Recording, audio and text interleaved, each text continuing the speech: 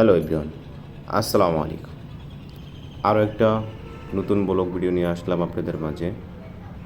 তো দেখতেই পাচ্ছেন আমাদের এলাকার কী অবস্থা, নদী ভাঙ্গন প্লাস নদীর আশেপাশের এলাকার অবস্থা দেখি কী পরিমাণ ভাঙ্গন শুরু হয়েছে আমাদের এই গ্রামে।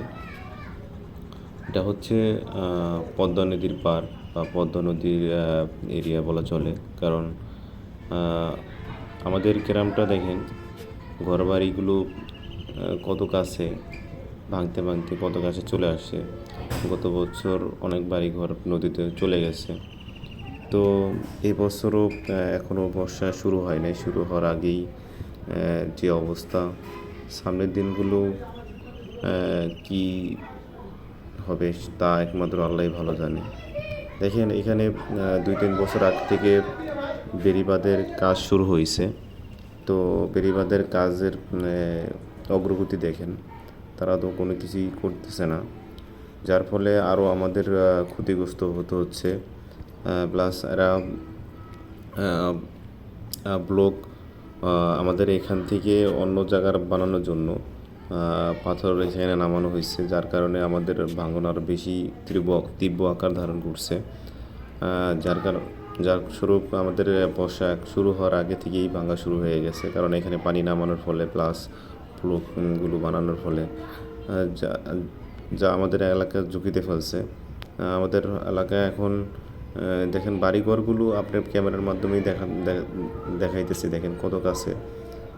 এখন যদি এই অবস্থা চলতে থাকে, সামনে হয়তো বা কিছুদিনের মধ্যেও আমাদের বাড়িঘর চলে যাবে পদ্মা নদীর গর্ভে। কারণ ভাঙতে ভাঙতেই এই পর্যন্ত আসা, লাস্ট পর্যন্ত যতটুকু সম্বল আছে এইটুকুই লাস্ট, আর বাকি যে যতটুকু আছে সবটুকুই নদী গর্ভে চলে গেছে আগে থেকেই।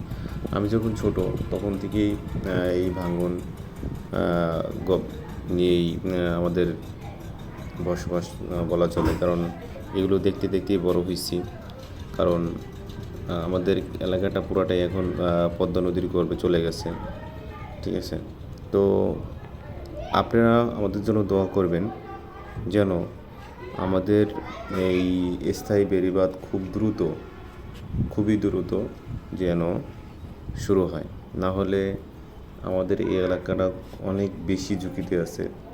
কারণ আমাদের তো আর এরপর কোনো থাকার জায়গা নেই। কারণ যতটুকু বাপদাদার ভিটা এইটুকুই আছে সম্বল লাস্ট। তো আপনারা আমাদের জন্য দোয়া করবেন। প্লাস যদি এই ভিডিওটা কারো কাছে ভালো লাগে, লাইক কমেন্ট শেয়ার করবেন। প্লাস সবাইকে একটু জানানোর চেষ্টা করবেন যেন আমাদের এই কাজগুলো খুবই দ্রুত হয়।